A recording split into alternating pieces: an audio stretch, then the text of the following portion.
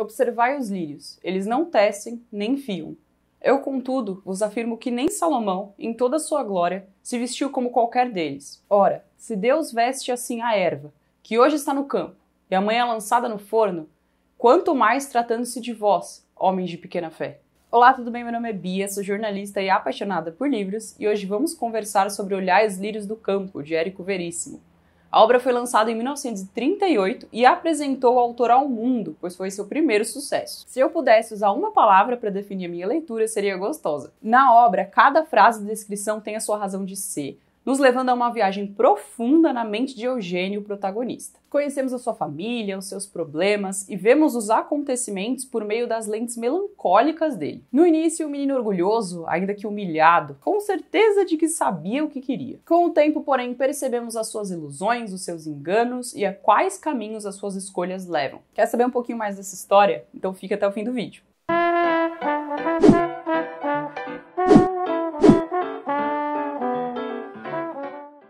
Antes de continuar, eu queria pedir para você se inscrever no canal, caso ainda não seja inscrito. Deixe seu like, deixe seu comentário também, porque isso ajuda o canal a ter mais engajamento e alcançar mais pessoas. Bom, o livro começa com Eugênio recebendo uma ligação do hospital, avisando que Olivia está prestes a morrer de hemorragia. Ele fica desesperado e pede para o motorista correr até o hospital, que fica em outra cidade. No caminho, que é longo, Eugênio começa a lembrar de tudo o que aconteceu com ele até ali. A partir desse ponto, o livro se divide. Conhecemos o passado, por meio das lembranças de Eugênio, e o presente. Essas duas linhas são mostradas, apresentadas de maneira paralela. Genaco, ou Eugênio, teve uma infância difícil e bem humilde. Dona Alzira, sua mãe, era lavadeira, e seu pai, seu Ângelo, era costureiro. Ele também tinha um irmão mais novo, Ernesto. A figura do pai sempre mexeu muito com Eugênio, isso porque ele achava que o pai se sacrificava demais, trabalhava demais, estava sempre ali devendo, simples, puído. Ainda assim, o menino não conseguia sentir admiração por ele. Via em Ângelo um coitado, sem muito valor. E pior, colocava nele a culpa por ser pobre, por se sentir humilhado. Na sua visão, Ângelo não lutava, ele era muito resignado. Como alguém podia concordar em viver daquele jeito? Em troca de lavar os lençóis da escola, Dona Alzira, sua mãe, conseguiu para Eugênio uma vaga no Columbia College, um internato muito bom e famoso. Ali ele foi um dos melhores alunos, ainda que às vezes virasse troça. Essas humilhações só pioraram seu complexo de inferioridade, mas apesar disso ele conseguiu se formar. Muitas vezes queria se impor, xingar, falar o que pensava, mas quando percebia estava ali fazendo de tudo para ser aceito por aquelas mesmas pessoas. Com a sua mente sempre atormentada, Genaco conseguiu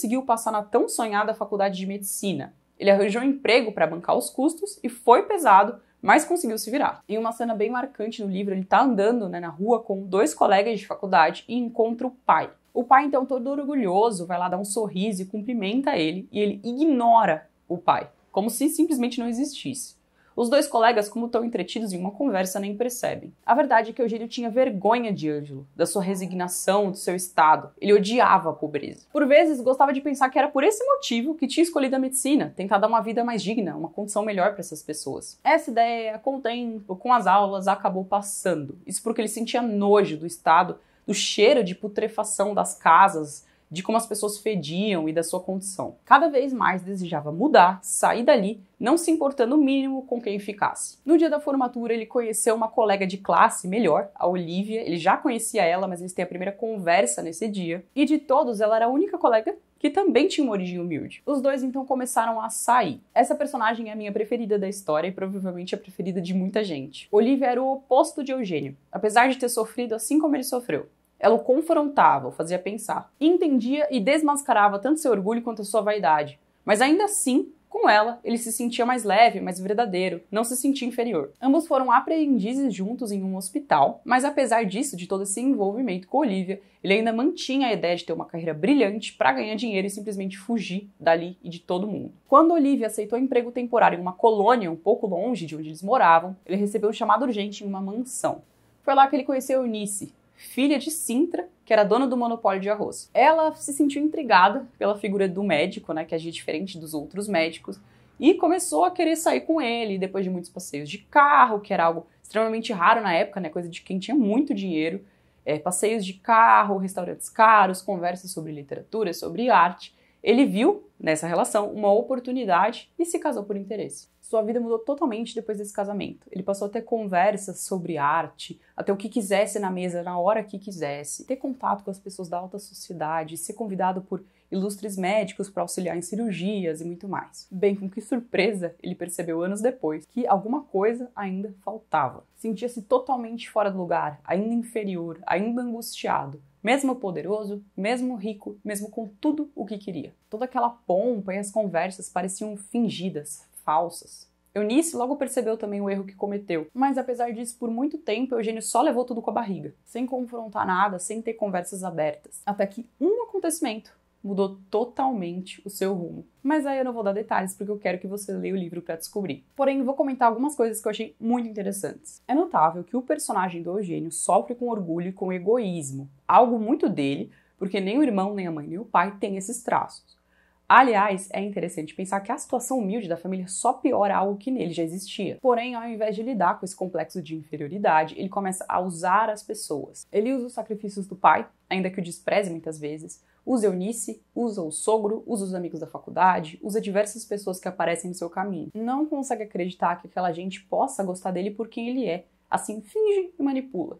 E essa capacidade só aumenta no ambiente fino em que ele passa a viver, porque ali ele pode deixar de dizer o que pensa e sente em nome da elegância. Acaba sufocado. Isso porque, ao contrário do que pensou, tornar-se rico e poderoso não tirou de dentro dele a sensação de miséria, de que não estava completo. É importante ressaltar que a obra não nos descreve um personagem que viveu uma situação difícil e fez de tudo para sair dela no sentido de se esforçou para alcançar uma realidade melhor. Não. Ela nos fala de um homem que projetou na riqueza, no comodismo e no luxo toda a sua felicidade e completude, que nessa incessante busca por ser poderoso, por poder dar ordens e tudo mais, acabou deixando para trás todo o seu passado e abandonando pessoas que de fato valorizavam ele. O contraponto é a Olivia. Ela o confrontava dizendo que havia algo além do material. Um Deus que olhava por eles, um sentido até no sofrimento, até nas coisas mais íntimas, mais simples. Eugênio pensou muito sobre isso, por vezes querendo se entregar e por vezes negando. Nas conversas dos dois, porém, ele sempre se sentia leve e natural. Não que Olivia fosse uma idealista que pregasse a pobreza ou a resignação. Pelo contrário, agia para ajudar pessoas em situação de vulnerabilidade. Então ela se dedicava, se esforçava para ajudar. Como a própria personagem afirma, a bondade não é uma virtude passiva. Porém, ela também sabia apreciar as coisas pequenas. Uma caminhada no parque, um dia bonito, uma conversa com quem a gente ama. E também nunca se iludiu com o poder alheio. Ela sabia que as coisas daqui são como pó. Com ela e com os muitos erros da sua vida, Eugênio aprendeu que buscou as coisas erradas. E que esteve por anos lutando contra a própria consciência. Porque lá no fundo não importava muito o que ele dissesse a si mesmo. Sabia que estava errado, estava enganado. Engano ao tentar apagar seu passado, ao tentar ser quem não era. E ao tentar buscar contentamento onde jamais poderia encontrá-lo. São os famosos castelos construídos na areia. Bom, durante toda a obra acompanhamos os seus tormentos, os seus questionamentos, e até o ponto final ainda existem perguntas na cabeça dele. É importante ressaltar que o livro não é de forma alguma a romantização da pobreza. Pelo contrário, a pobreza é mostrada de forma crua, com toda a sua feiura. E, aliás, tem vários trechos citando a responsabilidade das pessoas que sabem que o outro padece e não fazem nada por comodismo. Porém, aqui uma reflexão muito mais profunda, o contraste entre viver conectado àquilo que há de mais elevado, ainda que com sofrimento, e viver de máscara, de sombra, de prazer artificial. Não é um livro cristão ou algo do tipo, aliás, existem diversas partes que cutucam bastante a crença, porém tem reflexões muitíssimo interessantes, como a gente sempre conversa, a gente não precisa concordar com uma obra para achar ela sensacional. Também creio que aqui temos perguntas que talvez o próprio autor tenha feito a si mesmo durante um tempo. Ainda que, curiosamente, anos depois de ter lançado o livro, o Érico Veríssimo tenha desgostado de muitas coisas nele. Alguns aspectos para o autor pareciam um pouco naturais, como o grande altruísmo da Olivia e o egoísmo do Eugênio em alguns pontos parece muito para ele, parece forçado. Porém, quando vai falar dos méritos da própria obra, ele coloca ali as conversas de Olivia e Eugênio no ponto alto. E de fato eu concordo, é o ponto alto. Porém, é exatamente nessas conversas que ela demonstra o seu altruísmo e ele o seu egoísmo, ainda que tentando mudar. Bom, de qualquer maneira, vale muito a pena a leitura. Aliás, eu indico que você leia primeiro o livro e depois o prefácio, porque vai tratar de pontos bastante importantes no livro. E eu não quero que você comece enviesado. Leia e depois vá até o prefácio e o prefácio do autor também. Você já leu o livro, já leu algum outro do Érico Veríssimo? Comenta aqui embaixo o que você achou. Bom, é isso. Antes de terminar, eu queria pedir para você se inscrever no canal, caso ainda não seja inscrito, de novo, sim, porque é muito importante, que você confira os links da Amazon que eu deixo na descrição. Caso você compre, você ajuda o canal a se manter sem pagar nada mais por isso. Não deixe também de me seguir no Instagram, @penúltimo capítulo, lá eu posto diário de leitura, eu interajo bastante, pego dicas aqui pro canal também. Até a próxima!